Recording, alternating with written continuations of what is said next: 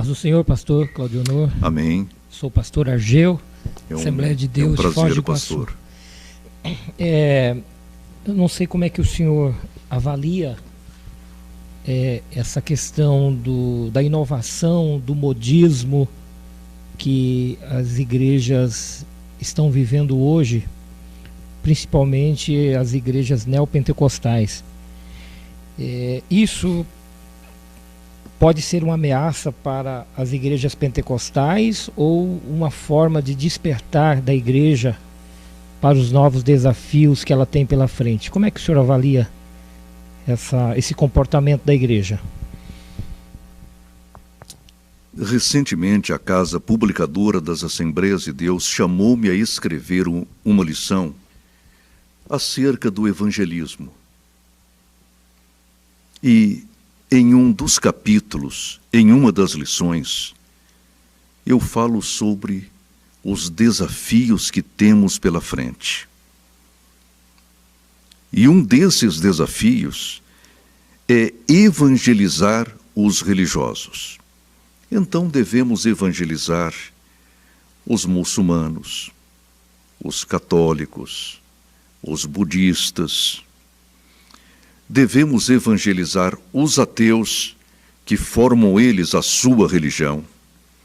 Mas há um outro grupo que precisamos evangelizar com urgência. Boa parte dos evangélicos. Eles se dizem evangélicos, mas ainda não nasceram de novo. Eles se dizem pentecostais ou neopentecostais, mas ainda não tiveram uma experiência real e marcante com o Espírito Santo. Eles trazem a Bíblia consigo, mas não a leem como deveriam lê-la. Então, devemos evangelizar hoje muitos daqueles que se dizem evangélicos, porque não o são. E por que essas inovações na casa de Deus? Porque esses grupos teatrais, essas coreografias, muitas permissivas, deletérias, algumas delas expondo lubricamente moças e mulheres. Por que isso? Por que substituir o púlpito pelo palco? Por que o funk evangélico? Por que tudo isso? Eu sou conservador, sim. Eu gosto da harpa cristã, cantor cristão, salmos e hinos, coros sacros. Eu amo o culto tradicional e histórico, com aqueles hinos que nos falam a alma. Mas o que vemos hoje no mundo evangélico brasileiro, às vezes é um circo de horrores. Quando se substitui o culto, por exemplo, ou após aquilo que eles chamam de culto, por uma luta livre. Nos Estados Unidos, por um desfile de mulheres nuas. É um circo de horrores. E se não tomarmos cuidado, nós evangélicos brasileiros perderemos todos os nossos referenciais. Estamos abrindo as portas para o mundanismo, para o pecado, para a abominação, para estudantes que assomam o púlpito e dizem que a Bíblia apenas contém a palavra de Deus, mas não é. Onde nós estamos? Nós não ensinamos mais os nossos jovens que o sexo antes e fora do casamento é pecado. Porque o que nós queremos é apenas a lã e a carne das nossas ovelhas. Queremos apenas isto. Queremos o seu dinheiro, os seus haveres, e ficamos inventando modas e modismos, como o chamado trízimo, e outras besteiras e aberrações que vemos na televisão. primemos pelo culto genuinamente cristão, genuinamente pentecostal. Eu sempre prego que o Senhor Jesus Cristo salva, batiza com o Espírito Santo, eu tenho essa experiência, distribui dons espirituais e ministeriais à sua igreja, opera sinais e maravilhas, opera milagres. Agora, o nosso Deus é o Deus das coisas impossíveis, mas não das coisas absurdas. Eu não posso concordar com esse culto virulento, bizarro, feio e anticristão que eu vejo por aí. O som é ensurdecedor. Todos nos sentimos mal. Não dá para sequer refletir acerca da mensagem, mas o objetivo é esse mesmo.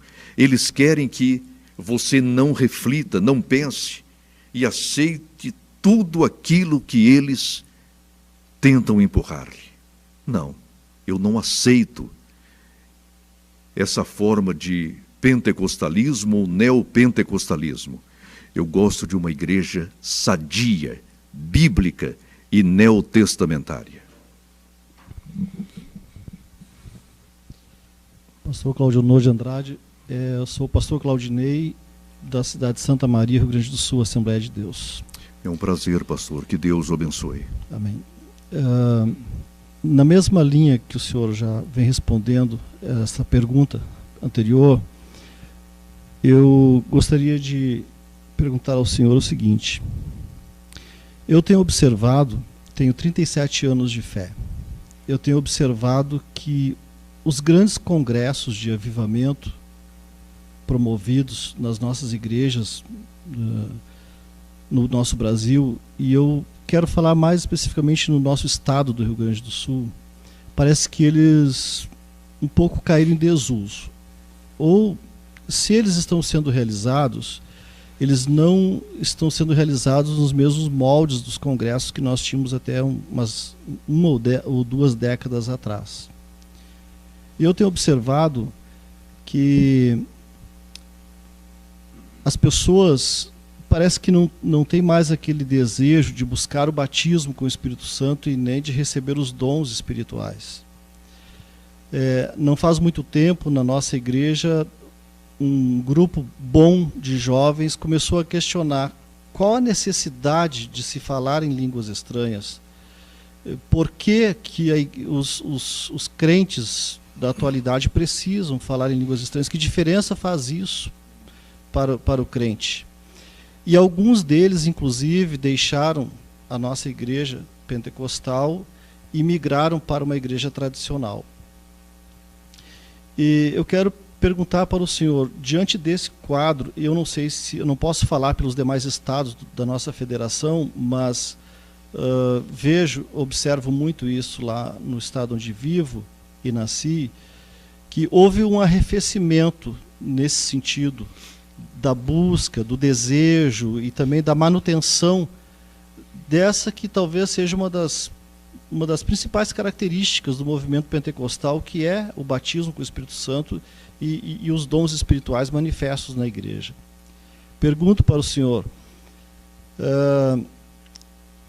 antes de perguntar, gostaria de dizer que eu ouvi de um pastor que foi ministrar para nós lá, que existe uma pesquisa, não sei de onde ele tirou esse dado, mas que dentro de uns 25 anos, afirmação dele, palavras dele, existe uma pesquisa que dentro de 25 anos o movimento pentecostal, tal como ele nasceu, terá deixado de existir. Pergunto para o senhor, qual o destino, qual o rumo que está seguindo a Assembleia de Deus no Brasil? Nas Assembleias de Deus hoje, convivemos com 3 níveis teológicos. Nós temos o primeiro nível, que é o oficial, o nível dos credos. Nós afirmamos que acreditamos ser a Bíblia, a inspirada e inerrante palavra de Deus. E nesse mesmo credo, afirmamos o quê? que acreditamos na atualidade do batismo no Espírito Santo e dos dons espirituais.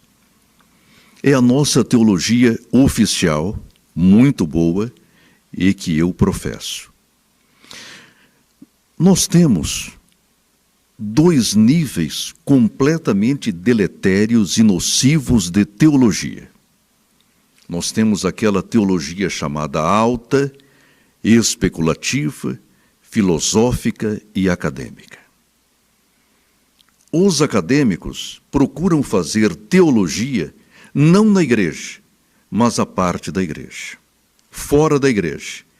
Mas não se afastam da igreja, porque quais rêmoras, eles precisam da igreja para sobreviver, porque nela vendem as suas apostilas, os seus livros, os seus CDs, os seus filmetes e todas as suas abominações.